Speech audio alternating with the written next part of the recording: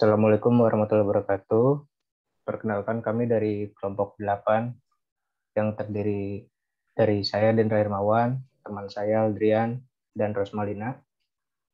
Ingin mempresentasikan mengenai materi mengelola perubahan. Boleh di next.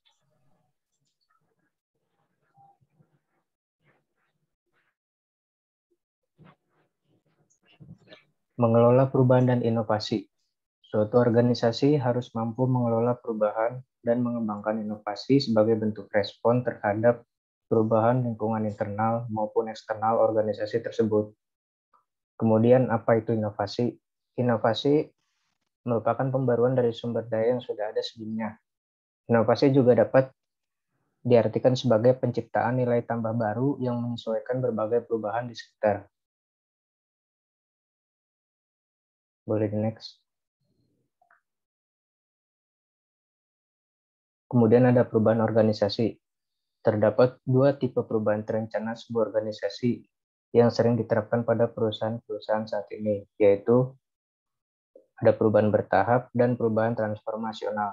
Perubahan bertahap merupakan upaya secara bertahap untuk meningkatkan operasional dasar dan proses kerja di berbagai bagian perusahaan. Sedangkan perubahan transformasional merupakan pendesainan ulang dan memperbarui seluruh bagian organisasi. Selain itu, terdapat beberapa faktor perubahan organisasi masa kini, seperti digitalisasi bisnis, integrasi rantai pasokan, dan kemampuan manajemen yang mumpuni.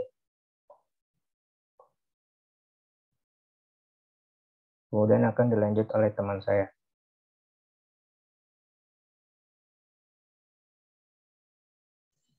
Oke, selanjutnya ada proses perubahan. Nah, proses perubahan di sini, perubahan itu dalam organisasi itu tidak ada, maka pekerjaan manajer relatif lebih mudah. Lalu perubahan juga merupakan realita yang harus dihadapi oleh organisasi. Nah, organisasi ini menghadapi perubahan karena faktor eksternal serta internal yang membuat diperlukannya suatu perubahan. Oke, selanjutnya ada model manajemen perubahan. Nah, di sini ada kekuatan internal. Nah, kekuatan internal di sini berarti bagaimana kita mempertimbangkan suatu rencana serta tujuan, masalah perusahaan, serta kebutuhan yang ada di organisasi. Nah, faktor internal ini terdiri dari strategi organisasi baru, perubahan komposisi angkatan kerja, peralatan baru, serta perubahan sikap dari karyawan. Oke, selanjutnya ada model manajemen perubahan. Nah, model manajemen perubahan di sini ada kekuatan eksternal, yang berarti bagaimana cara kita mengontrol suatu organisasi dari pihak luar, serta dalam globalisasi ataupun faktor lain. Nah, kekuatan eksternal di sini seperti ada perubahan kebutuhan dan keinginan konsumen. Nah, di sini berarti bagaimana cara kita dari perilaku konsumen itu dinilai paling besar nih dari pertimbangan dengan apa yang mengetahui suatu perilaku konsumen seperti barang apa saja yang biasa dibeli gitu. Nah, yang kedua adanya peraturan baru di sini seperti kebijakan negara, misalkan adanya kebijakan negara serta pemerintah. Nah, kebijakan di sini merupakan faktor eksternal yang menentukan nih bagaimana organisasi, sehingga organisasi yang efektif itu adalah organisasi yang mampu beradaptasi dengan berbagai model kebijakan. Nah, yang ketiga adanya perubahan teknologi. Nah, di sini teknologi merupakan faktor krusial dalam melakukan perubahan organisasi. Teknologi ini misalkan risiko yang besar terhadap kerugian. Nah, yang keempat misalkan adanya perubahan kondisi ekonomi. Nah, kondisi perekonomian di sini contohnya misalkan kenaikan harga BBM, kelangkaan bahan pokok, turunnya nilai mata uang.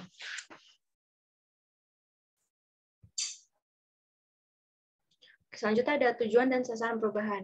Yang pertama adalah menyesuaikan diri dengan lingkungan eksternal, mengupayakan perubahan perilaku, serta mempersiapkan masa depan yang lebih baik. Selanjutnya ada jenis-jenis perubahan organisasi. Yang pertama ada perubahan struktur. Perubahan dalam lingkungan eksternal atau dalam strategi organisasi sering menyebabkan perubahan dalam struktur organisasi. Nah, yang kedua ada perubahan teknologi. Manajer dapat mengubah teknologi yang digunakan untuk merubah input menjadi output. Yang ketiga, perubahan orang yang melibatkan adanya perubahan sikap, harapan, persepsi, dan perilaku. Memulai perubahan. Di memulai perubahan ini, Pertama ada fase kritis, manajemen perubahan. Setelah itu dilanjuti oleh tahap di mana ide-ide yang memecahkan kebutuhan yang dirasakan dan dikembangkan. Selanjutnya ada pencarian, yaitu proses belajar tentang perkembangan saat ini di dalam atau di luar organisasi yang dapat digunakan untuk memenuhi kebutuhan perubahan yang dirasakan. Lalu yang terakhir ada kreativitas, generasi ide-ide baru yang mungkin memenuhi kebutuhan yang dirasakan atau menawarkan peluang bagi organisasi.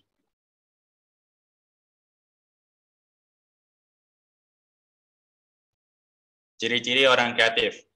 1. Kefasihan konseptual. 2. Pikiran terbuka. 3. Keaslian atau originalitas,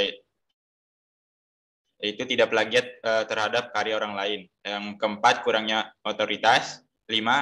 Mandiri atau percaya diri. 6. Keceriaan. 7. Ekspresi yang tidak disiplin. 8. Rasa ingin tahu. 9. Kegigihan. 10. Komitmen atau pendekatan terfokus. Lalu ada juara ide. Perubahan tidak terjadi dengan sendirinya. Seseorang yang melihat kebutuhan dan juara perubahan produktif dalam organisasi.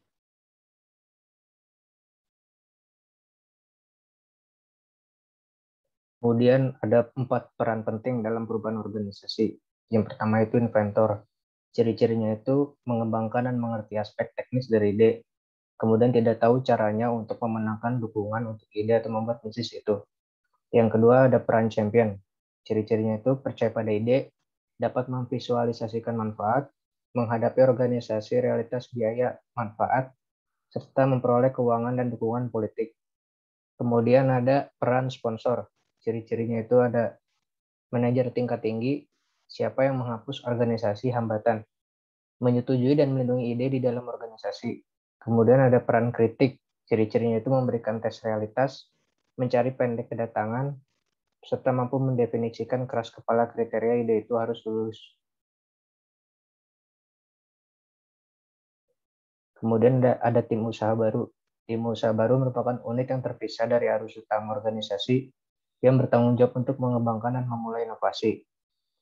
Di dalam tim usaha baru itu terdapat skunkworks, yaitu merupakan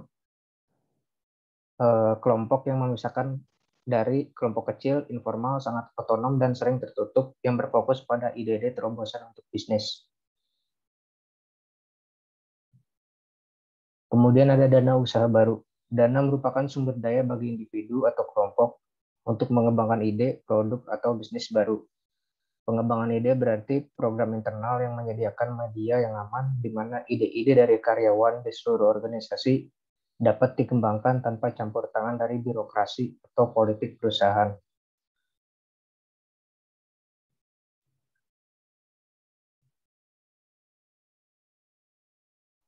Oke, selanjutnya ada resistant to change. Nah, resistant to change ini berarti adanya penolakan terhadap perubahan. Penolakan terhadap perubahan ini berarti adanya dia menolak, nggak mau adanya perubahan di dalam diri mereka. Nah, penyebabnya di sini adanya kepentingan pribadi. Nah, kepentingan pribadi merupakan ketakutan akan kehilangan pribadi, mungkin merupakan hambatan terbesar bagi perubahan organisasi. Nah, yang kedua ada kekurangan pemahaman serta kepercayaan.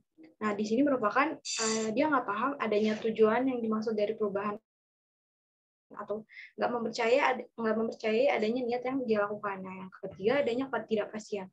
Di sini merupakan kurangnya informasi tentang peristiwa adanya masa depan. Nah, yang keempat adanya penilaian dan tujuan berbeda. Yaitu orang yang akan terpengaruh oleh inovasi dapat menilai situasi secara berbeda. Oke, selanjutnya ada struktur perubahan. Nah, di sini bentuk strategi terencana dalam mewujudkan perubahan organisasional yang memiliki sasaran jelas berdasarkan diagnosa yang tepat tentang permasalahan yang dihadapi oleh organisasi. Nah, yang kedua ada suatu kolaborasi antara berbagai pihak yang akan terkena dampak perubahan yang akan terjadi. Nah, yang ketiga ada yang terfokus pada cara-cara baru yang diperlukan untuk meningkatkan kinerja seluruh organisasi dan semua satuan kerja dalam organisasi. Nah, yang keempat ada yang menjadikan nilai humanistik sebagai pengembangan potensi manusia menjadi bagian terpenting.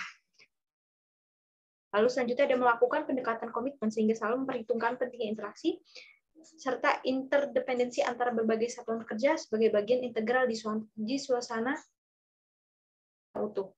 Lalu yang terakhir ada yang melakukan pendekatan ilmiah dalam upaya meningkatkan efektivitas organisasi. Nah, kalau selama ini kita hanya mengenal pembelajaran pada tingkat individu dan kelompok. Nah, maka perkembangan manajemen telah mengenali pembelajaran organisasi atau learning organization.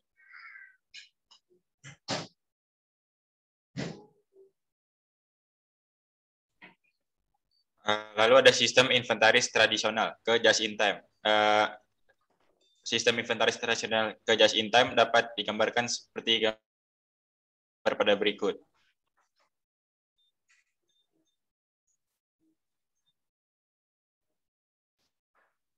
Taktik mengatasi resistensi terhadap perubahan.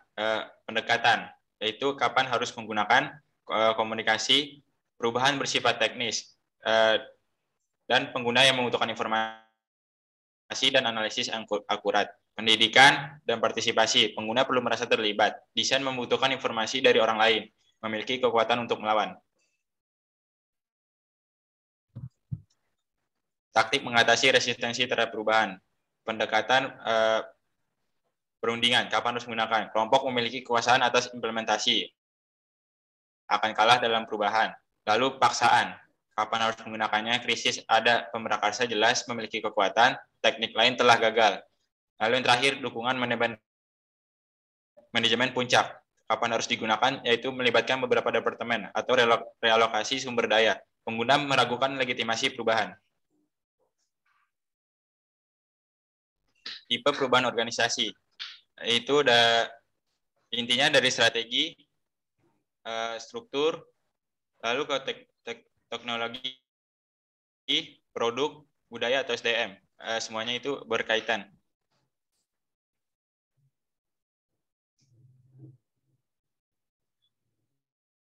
Kemudian ada model hubungan horizontal, produk inovasi baru, yang digambarkan pada bagian berikut. Boleh di next.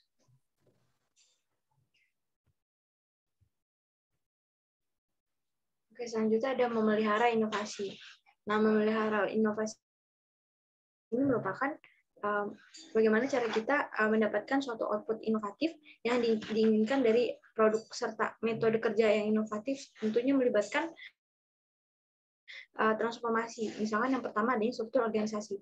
Nah, di sini punya dampak besar dalam memiliki variabel struktural. Nah, jenis struktur ini mempengaruhi inovasi secara positif karena struktur tersebut rendah dalam formalisasi. Misalkan cara kita menyusun suatu susunan dari dalam internal maupun eksternal di dalam suatu organisasi. Nah, yang kedua adanya budaya organisasi, misalkan seperti bertoleransi terhadap risiko konflik ataupun tunjukkan kepemimpinan yang memberdayakan maupun saran atau feedback positif dari organisasi tersebut. Nah, yang ketiga adanya praktik SDM ataupun organisasi. Nah, di sini merupakan bagaimana cara kita mempromosikan pelatihan dan pengembangan anggota karyawan, ataupun mendorong individu untuk menjadi juara ide, ataupun aktif serta antusias mendukung ide-ide baru. Oke, contoh inovasi dan perubahan di bidang transfer. Yang pertama adanya RITEP Move Group, yaitu merupakan sebuah perusahaan yang menginginkan kemajuan sebuah kota menjadi smart city. Nah, bagaimana cara kita menjelaskan bagaimana mobilitas sebuah manusia di dalam kota tersebut dengan mobilitas yang cepat. Nah, yang selanjutnya ada drone. Drone ini merupakan contoh inovasi dari transparasi sendiri. Misalkan bagaimana cara kita memudahkan kota yang menginginkan suatu adanya inovasi baru atau teknologi yang memudahkan bagaimana organisasi atau perusahaan yang berjalan. Nah, selanjutnya ada Toyota e-Pilot. Kegiatan pengembangan organisasi. Kegiatan pengembangan organisasi diawali oleh membangun tim. Setelah membangun tim, adanya umpan balik survei, yaitu penilaian atas kinerja tim. Dan terakhir, ada intervensi dari kelompok besar. Pendekatan pengembangan organisasi untuk perubahan budaya. Model pengembangan organisasi tradisional. Fokus untuk bertindak masalah atau kelompok tertentu, model intervensi kelompok besarnya seluruh sistem. Sumber informasi, model pengembangan organisasi tradisional, yaitu organisasi. Kalau model intervensi kelompok besarnya yaitu organisasi dan lingkungan. Distribusi, model pengembangan organisasi tradisionalnya terbatas. Model intervensi kelompok besarnya dibagikan secara luas. Jangka waktu, model pengembangan organisasi tradisionalnya secara bertahap. Model intervensi kelompok besarnya secara cepat. Lalu pembelajaran, model pengembangan organisasi tradisionalnya secara individu, kelompok kecil. Model intervensi kelompok besarnya secara seluruh organisasi. Perubahan prosesnya, kalau model pengembangan organisasi tradisional, perubahan inkremental. Kalau model intervensi kelompok besar yaitu transformasi cepat. 3 tahap untuk mencapai perubahan perilaku dan sikap. Yang pertama, mencairkan. Yang kedua, mengubah. Lalu yang terakhir ada pembukuan ulang. Kesimpulannya, perubahan yang dilakukan akan melahirkan inovasi-inovasi. Inovasi tersebut harus berguna bagi perusahaan sehingga tujuan atau visi misi perusahaan tercapai. Perusahaan bertahan dan kinerja perusahaan meningkat.